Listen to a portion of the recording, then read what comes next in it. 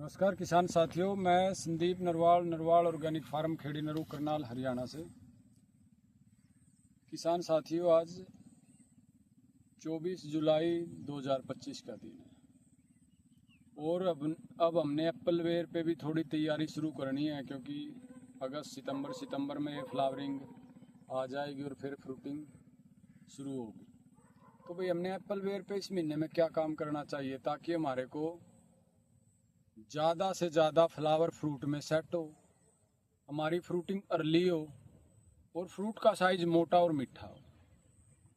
तो साथियों देखो, ये मैंने दूसरी बार कटिंग की है इसकी। ये जहाँ से देखो अब एक एक टहनी के कितने ये चार बर्ड्स निकल गए हैं। जो एक हेल्दी टहनी है ये मोटे वाली, ये पहले 10-10 फीट हो गए थे, तो हमने 4 फीट छोड़ के फिर काट दी।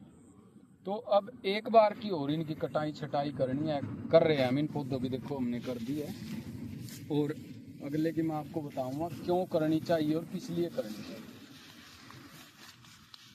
साथियों पहले तो मैं आपको दिखाता हूँ, देखो ये घास का क्या, घास भरने से पौधे की जड़ों में क्या हो जाता है। ये देखो ये सारे जोंक टाइप हैं, जो ये भी सारे, ये जो देखो कितनी ये जोंक टाइप से बने हुए हैं, ये सारे डिकम्पोजर का ही काम करते हैं मिट्टी में। इसको ये अलग अलग तरह के वाइट से, ये जो बहुत ज़्यादा पाम है जिनका, ये सारे ये मिट्टी में को इसको डिकम्पोजर का ही काम करते हैं, घास को, कबाड़ को। तो देखो कितना अच्छा इसमें एक माइक्रोबियल सिस्टम बना हुआ है, कितनी ज़मीन पोरस हो रही है। देखो ऐसे ज़मीन ऐसे हो रही है जैसे खाद के दाने हो। देखो ये, और ये साथियों जो ये घूम रहा है ना, ये वाइट, ये भी एक हमारा मित्र है, और ये भी इसको मिट्टी में जो कचरा हो या घास या लकड़ी हो उसको डिकम्पोज का काम करता है। तो ये देखो साथियों, ये इस मल्चिंग का, और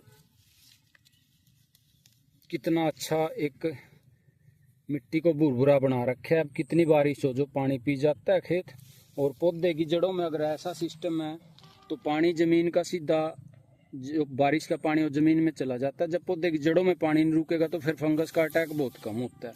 और अब बारिश का ऐसा है, कई बार 20 दिन बारिश ना हो तो पानी देने की जरूरत नहीं होती। तो साथियों इस पेड़ की रह रही है कटाई छटाई, इसकी हमने कर दी है। क्यों, देखो साथियों, हमने ये पौधे के जो मेन स्टेम है 4-5 मोटी मोटी टहनियाँ, इनको छोड़ के जो इनमें यहाँ नीचे से ब्रांचेज फुटी हुई है, सारी निकालनी है, और जिस ब्रांच का मुंह नीचे की तरफ है वो निकालनी है। क्योंकि साथियों इतना इन पर फ्लावरिंग आएगी, ये सारी यहाँ नीचे लग जाएंगी, और नीचे लगेंगी फिर पानी भी देना है, और इन पे अगर फ्रूट लग भी गया तो वो नीचे लग के खराब होगा। क्योंकि साथियों अगर हम ये इनकी एक्स्ट्रा ब्रांचेज निकाल देंगे सारी, तो जो ये मेन ब्रांचेज है इनमें पूरी जान रहेगी। देखो इन पे जो एक्स्ट्रा लोड है ये सारा निकाल देंगे, चारों तरफ जो ये नीचे ब्रांचेज हो रही हैं इनको सबको निकालना है। देखो ये अभी नीचे पड़ी हुई है, तो ये नुकसान ही करेंगी सारी पौधे की। क्योंकि जो बेर का पौधा है वो एक झाड़ होता है, अगर इसको हम झाड़ की तरह छोड़ेंगे तो इस पे साथियों फिर फ्रूटिंग तो ज़्यादा हो जाएगी लेकिन वो छोटी रहेगी। अब ये इतने, ये 3, इसके 4 ये मेन स्टेम है, 1 2 3 और एक ये 4, मेन तो 3 ही है मोटे। अब ये 3 रह गए तो इनमें पूरी एनर्जी स्टोर होगी साथियों, और इन पे जो भी फ्लावरिंग बहुत ज़्यादा आएगी और फ्रूटिंग बहुत अच्छी सेट होगी। इनमें जो यहाँ तक भी ये मल्टीपल ब्रांचेज हैं इनको सबको निकाल लो। पौधे को थोड़ा सा कैनोपी को मेंटेन करो, और ये जो यहाँ से भी नीचे की तरफ जा रही है इनको सबको निकाल दो, ताकि पौधे पे ये कुछ मेन शाखाएं रहें और वो पूरी एनर्जी उन्हीं पे लगे प्लांट की। जितनी भी हैं ये सारी साथियों नुकसान ही करते हैं, क्योंकि पौधे के ऊपर ओवरवेट है ये, फिर ये नीचे लगेंगी और फटेंगी, नुकसान करेंगी सारा। तो जिस भी साथी का एप्पल वेयर का प्लांट है, बाग है, तो ज़्यादा लंबे हो रहे हो तो इनको बीच में से काटो और इस तरह इनको मैनेज कर दो, ताकि जो सारी एनर्जी है प्लांट की मोटी मोटी टहनियों में रहे और पौधा फ्लावरिंग फ्रूटिंग अच्छी ले और जो ज़मीन की खुराक है कुछ ही जगह बटे वो, क्योंकि एक 10 जगह जा रही है वो खुराक, और अगर वो 4 जगह जाएगी तो फिर फ्लावरिंग फ्रूटिंग ज़्यादा होगी, हार्वेस्टिंग हमारी अर्ली होगी। अब ये देखो जो इस साइड है, ये इसमें जो है ब्रांच है पूरी, ये देखो ये नीचे पड़ी हुई है, तो इस पे क्या कुछ नहीं है, तंगी करेगी आगे जाके। तो इस टाइप का जो है ना बेर, ठीक है झाड़ होता है, लेकिन झाड़ वहाँ पे होता है जहाँ पे संभालनी है। इसकी थोड़ी सी कैनोपी को मेंटेन करके रखो, इसमें पानी देने में और कामों में भी ये कल ना इसके नीचे से कबाड़ भी निकलवाना पड़ेगा, उसमें भी ये ठीक रहेगा।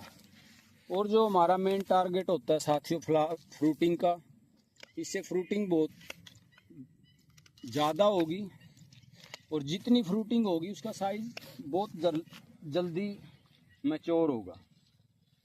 क्योंकि साथियों अगर नंबर ऑफ फ्रूट, अब ये सारी ब्रांचेस छोड़ोगे तो नंबर ऑफ फ्रूट्स बहुत ज़्यादा हो जाएंगे। अगर नंबर ऑफ फ्रूट्स बहुत ज़्यादा हैं तो फिर वो साइज़ भी वो नहीं ले पाएंगे जो हम चाह रहे हैं। क्योंकि अक्सर किसानों का एप्पल बेर में थोड़ा सा एक शिकायत रहती है, भाई मीठा लेट होया जी, साइज़ छोटा रह गया, तो उसमें ये फैक्टर काम करते हैं। अगर आप ये ब्रांचेज इसको झाड़ रखोगे, अगर पौधे को पूरा झाड़ रखोगे, भाई जितना ज़्यादा झाड़ होगा इतने ज़्यादा फ्रूट आएगा, वो तो बात ठीक है, लेकिन साथियों फिर वो फ्रूट का साइज कम रहेगा, क्योंकि नंबर ऑफ फ्रूट्स बहुत ज़्यादा हो गए, तो पौधे की एनर्जी तो जो नीचे से आ रही लिमिटेड है। अब क्या हो गया, इस पूरी एनर्जी हमारे इन 1 2 3 4 स्टेम है जो मेन, इनमें स्टोर रहेगी। तो इन पे जो भी आगे आएगा वो फ्रूट बहुत अच्छा होगा, हेल्दी होगा, और फ्लावरिंग से फ्रूटिंग भी मैक्सिमम सेट होगी। अब साथियों मैं आपको दिखाता हूँ, इस पे बीच में एक जदाम का स्प्रे किया था। बाकी ये रफ एंड टफ प्लांट है, इसमें देखो ये बीच में आई हुई है ये पत्ता खाने वाली सुंडी सी, तो ये अपने आप ही बारिश में धुलदा के चली गई। अब नए पत्ते देखो इसके अपने आप ठीक हैं, कोई वो नहीं। बीमारी के मामले में अंजीर का भी कोई जोड़ नहीं है, बस अंजीर की तो एक बीमारी है। देखो अब ये पक्षी खा रहे हैं, एक बैच इसका पूरा पक लिया है, देखो ये पत्ते अपने आप गिर जाएंगे। जहाँ से फ्रूट टूट लिया, नेचर ने ऐसा सिस्टम कर रखा है, देखो ये सारे नीचे गिर के इसके अंदर वेंटिलेशन बन जाएगा। अब जहाँ से नया पत्ता निकलेगा वहीं से नया फ्रूट बनेगा। बस ये हरी रहेगी, नीचे डंडी डंडी रह जाएंगी, पौधे में पूरा एयर सर्कुलेशन अपने आप हो जाएगा। देखो इस पौधे में दिखाता हूँ आप, कितने ये ड्रॉप हो रहे हैं पत्ते सारे।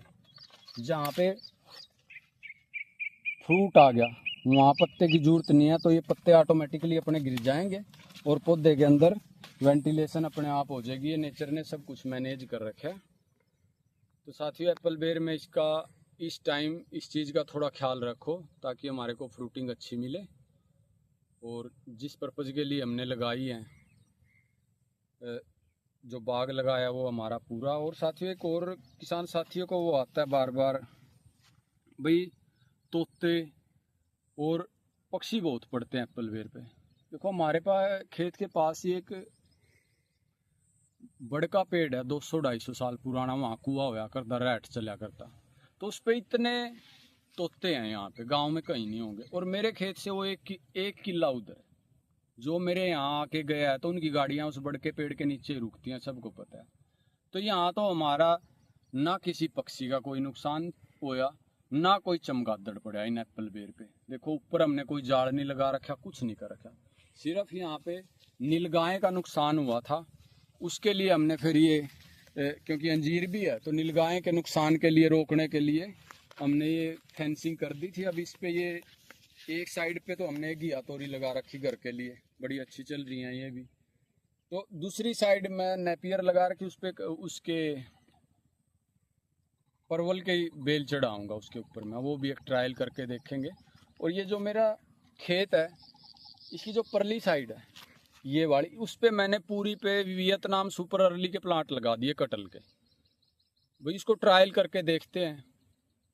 उस पूरी पे हमने एक साइड में लगा दिए वो, ताकि उनका रिजल्ट देखते हैं, क्योंकि वो भी एक बड़ा मजबूत फ्रूट है। उस पे जिन फार्मरों ने उसको ऑलरेडी कर रखा है, 20-20 एकड़ के फार्म है, कुछ ऐसे फार्मर से मेरी बात होती है, तो वो कहते हैं भाई इस पे कोई ज़्यादा स्प्रे कुछ जरूरत नहीं है। तो उन्हीं से मैंने थोड़ा सीख के भाई चलो लगा के देखते हैं, तो मैंने उस साइड में लगाए। धीरे धीरे बागवानी में साथियों कुछ ना कुछ करते रहेंगे तो कुछ अपने आप ही रास्ते निकलते रहेंगे। और अगर एप्पल बेर में ज़्यादा तोते की ये शिकायत है तो जब जाड़ लगाते हैं इतना खर्च करते हैं, उसका एक ऊटर का जुगाड़ है, उस पर एक जल्दी वीडियो बना के डाल लेंगे। खेत के चारों तरफ थोड़ा सा ज़्यादा महंगा भी नहीं, थोड़ी री इंजीनियरिंग करनी है, उसी में हमारा काम चल जाता है, तो उसकी बाद में वीडियो बनाएंगे। तो इस काम को अब तुरंत जिन भी साथियों ने एप्पल बेर लगा रखे, तो ये इस टाइप के जो झाड़ हैं चारों तरफ बिखरे हुए हैं, इनको ज़रूर काबू करो ताकि हमारी फसल पैदावार अच्छी हो और फ्रूट ज़्यादा जल्दी साइज ले और मिठास अच्छा हो उसमें। धन्यवाद सर।